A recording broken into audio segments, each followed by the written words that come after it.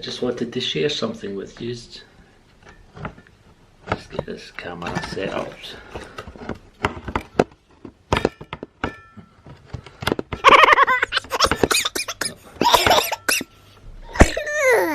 Oi, oi, oi, oi, oi. Oh, the woes of being a YouTuber. I'm just getting the camera set up so it's got a nice view of me and my surroundings.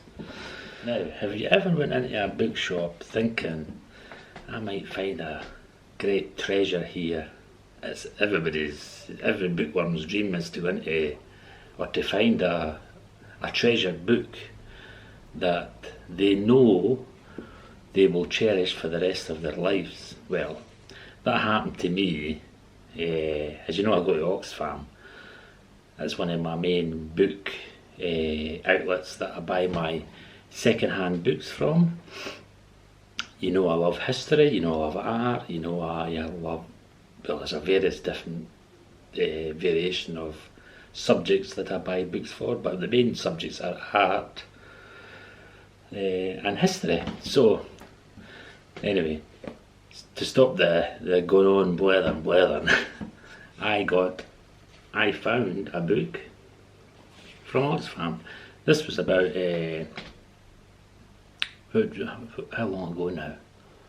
I'd say it was just after the winter time, so say about January time. I searched the bookshops for art books and historical books, and this one here was on a shelf in Oxfam, and it was just, I looked for old books, you know what I mean? I love the old books, so this is what was facing me, was this side. And it's hard to see as you can see, but it's got some nice gold writing on it. See it? Let me get it focused.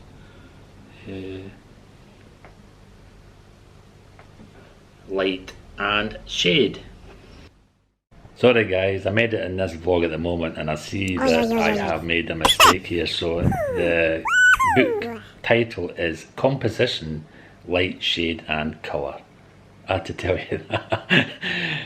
I need to pay more attention.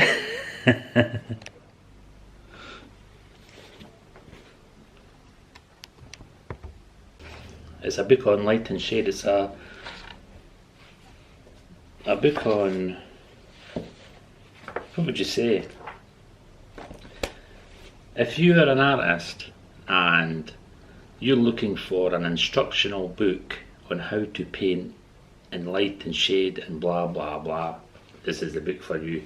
Now, me as a professional painter, I turned professional about 4 or 5 years ago, and I was still coming to the problems of light and shade and on the paintings, and I had to refer to, because I'm self-taught, I had to refer to the internet for all the snippets of information and all the info that was out there about how to paint in light and shade. So I did learn a wee bit, but this here, guys, I must say, is a treasure. This is what's taught me. It's got my skill levels from here, and it's took them to here. There's still that to go, but it's brought me to here just by the information in this book. I'll let you see some of the interiors, guys. Look at her, that's giving you an example of light and shade. Now you can see the book's not in that great a condition, but to me it's a great treasure.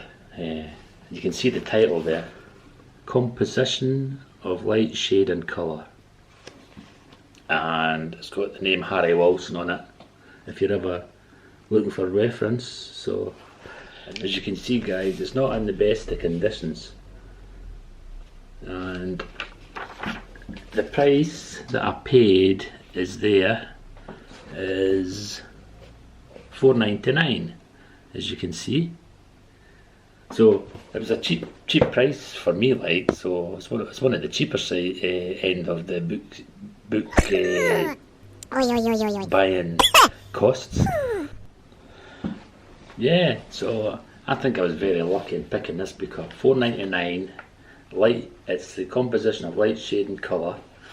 And there's the first episode, not the episode, but the first chapter on light and shade. So I'm going to read a little bit out to you. Right, guy, I'm going to read a little bit out to you on the first chapter, light and shade. I'll just read a wee bit just to let you see, because when I buy a book, I always read a bit of the book. I'll flick to any pages and then I'll read a section of the book to see if it's any good for me or not, as anybody else would. But anyway, I'm going to read a section of it to you to let you see or hear what I came across. So here we go. The light of the sun always reflects a shadow equal to the objects which it projects on a parallel plane. The sun, being larger than the body illuminated, throws a shadow less than the body. On the contrary, the light of a candle, being less than the object reflected, produces the contrary effect, the shadow increasing as it retires not in the parallels, but in the rays thrown by the light.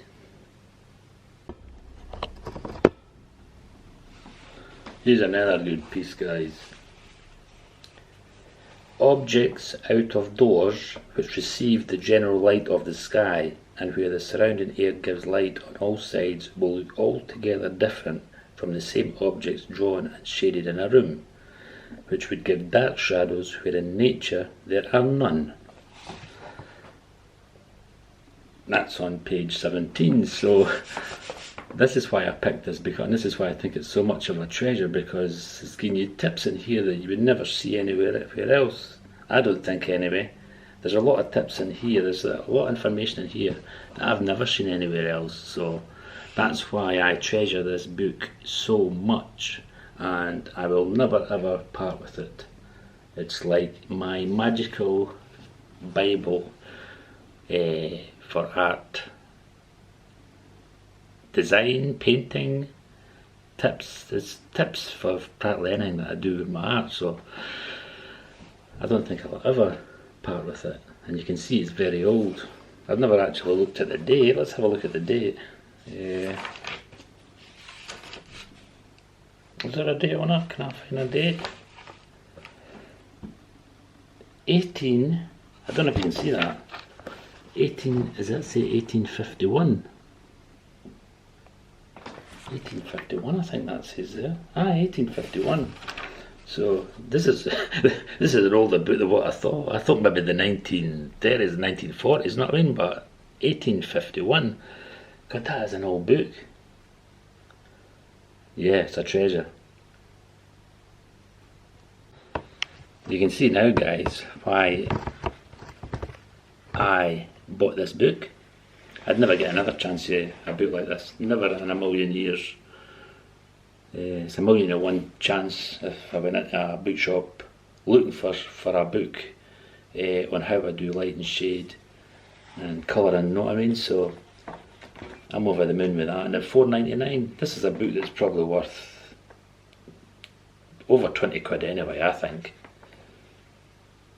But it'll never get sold, because this is my magic go-to book for doing successful paintings. So guys, I hope you enjoyed me talking about this treasured book that I found, and you can maybe pick one up, you know what I mean, on eBay or Amazon. I've gave you the title of it. It's on composition of light and shade and colour. It just says there on light and shade, but on the inside it says composition, light, shade and colour. So you might be able to pick one of these up. I'm going to have a great time and enjoyment reading this book. I did buy it, as I says to you, at the beginning of the year, about January, so I think I went through one chapter, so I've got a lot to learn, but by God, it has taught me a lot. My paintings have vastly improved just by going through some of these exercises and advice on light and shade and colour. So I'm going to be treasuring it, as I said. I know I keep saying it, but it's one of those books that you never want to part with. So this will be with me for the rest of my life anyway, hopefully, unless there's another one comes along and somebody offers me a lot of money for this one, which I doubt. I said to you before, guys, as well, in another vlog, the reading books are coming back into fashion and on the market again in vast numbers. So, excuse me, what my advice is for anybody is to start buying their books again and visiting all their bookshops, blah blah blah, because they won't be there for long. Once word gets out that books are back in fashion, there's a lot of the books will be sold and they'll go up in price. The strongest darks, brought in contrast with the strongest lights, increase their brilliance by giving to the lights the utmost force and clearness they can receive.